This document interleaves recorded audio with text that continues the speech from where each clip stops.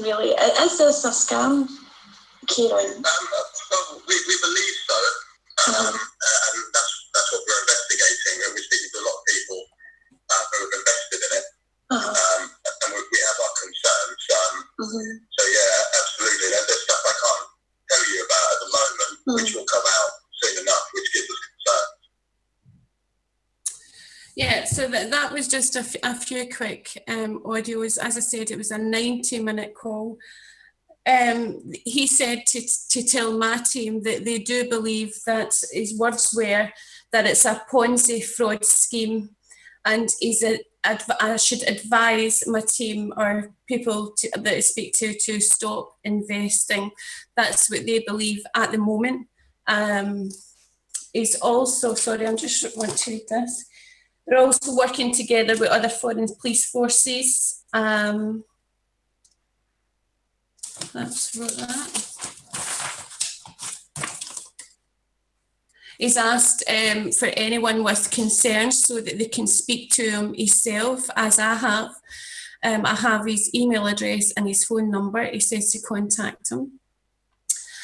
He also discussed that they also deal in asset recovery, and that depending on what happens next, it basically says they would have a victims fund. Okay, go ahead. All right, my mic is open. All right, hello everyone.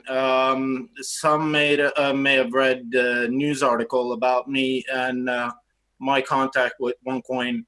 I'm not a OneCoiner, but I have been following this case for a long time. I'm working with the authorities, and there are many authorities looking into OneCoin right now, internationally, both in the States and in Europe. So this is a very, very, very scary deal right now. Because you've actually paid money into an organization that is known for at the highest levels of hiding that money and using that for activities that are not legal, which in turn turns, in worst case, you all to criminals because you have funded this organization. Going through all the information that I have gathered, and then seeing the people that are above Ruja, because they are a bunch of people above Ruja, and their history is not good at all. And the way this is going to trickle down, I believe, and the authorities, I have the authorities' thoughts about this too, is that it's a major, not Ponzi scheme or a pyramid scheme, but a criminal network.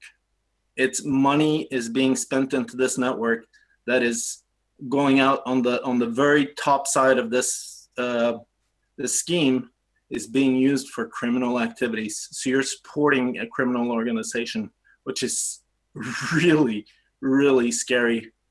I have not talked to the English police that you have talked to, but I've talked to the Germans. I have talked to the States, and I have talked to several other countries, which I can't disclose because this is going on as we speak. And someone's going to hit very, very hard down on cracking down the OneCoin and One Life setup very soon. Why is it taking so long to shut them down if this has been going on for some time? Well, I was told, beyond, could you answer that? Yeah. I'll just unmute you. Okay. All right. So there's a couple of aspects here. First of all, blockchain technology is fairly new, and there are no regulations regarding that. So pretty much everything that has to do with the blockchain We can say that they're lying, but that's unfortunately not illegal in that sense. However, some of the deals that are on the very top here are through countries where jurisdiction is a very big problem, especially talking about Eastern Europe and also Africa, Madagascar, Dubai, and unfortunately, I'm not going to mention the countries, but we're talking Middle East areas here, and those countries you can't as the English police or German police or anyone from a Western German or from a Western European, Western world country just walk in and say, hey, we're gonna go into this office building and take out some servers. It's not gonna happen. So there's a big issue with jurisdiction in this case. I also like to say one more thing here, because I am showing my face and I'm showing my real identity. This is me. I'm Bjorn. And I also posted my LinkedIn in the chat, so you can check me out there and leave me a message if you want questions. And I am not scared, even with the proposed, because I saw there was a message on the One Life network that they were going to take legal action against me. I have seen no papers in the mail or anyone anywhere taking legal actions against me. However, I do have a fairly large lawyer company, I don't know what that's called, that is backing me for free. So anyone who wants to take me to court, I will disprove them when it comes to OneCoin. And I do have a team of lawyers in all 196 countries that are willing to back me for free. So this is a pretty hot case when it reaches the newspapers. So do you have any idea, is there any chance that you could shed a little bit of light on my question? Is the police making a case based on people being missold, or have they actually got evidence for the case? They have very much evidence. The reason why they're not cracking down on it, as I said before, it has to do with jurisdiction mainly. And also there are a couple of people that are highly interested as being top-notch criminals in the world tied to this case. And they want to have concrete proof that they're tied to this case before they go ahead and do anything. But what scares me the most is all the money that's being put into this, and that money is being funneled through some very not good companies. One of the threads that I've been checking out is a set of 22 companies that are above OneCoin that are receiving money through OneCoin. Where the CEO is the same guy, and he's a 22-year-old that drove a taxi. So that's his experience, is he's a taxi driver, and he's CEO of 22 companies that are funded by OneCoin.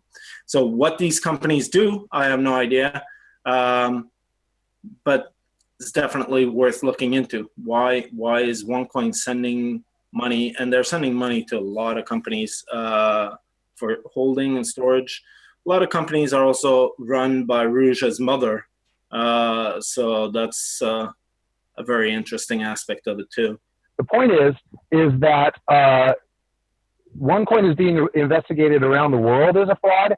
In Italy, it's already been ruled an illegal pyramid scheme. If anyone is promoting OneCoin in Italy, for instance, you can be subject to a fine of up to $5 million. So one of the top leaders actually telling me on Facebook, and I will not mention that name, but he mentioned that there was no blockchain before October the 1st. So a lot of people say, is there a blockchain now? I don't really look at it that way. I look at it as I was doing a business for a year, and I believed there to be a blockchain.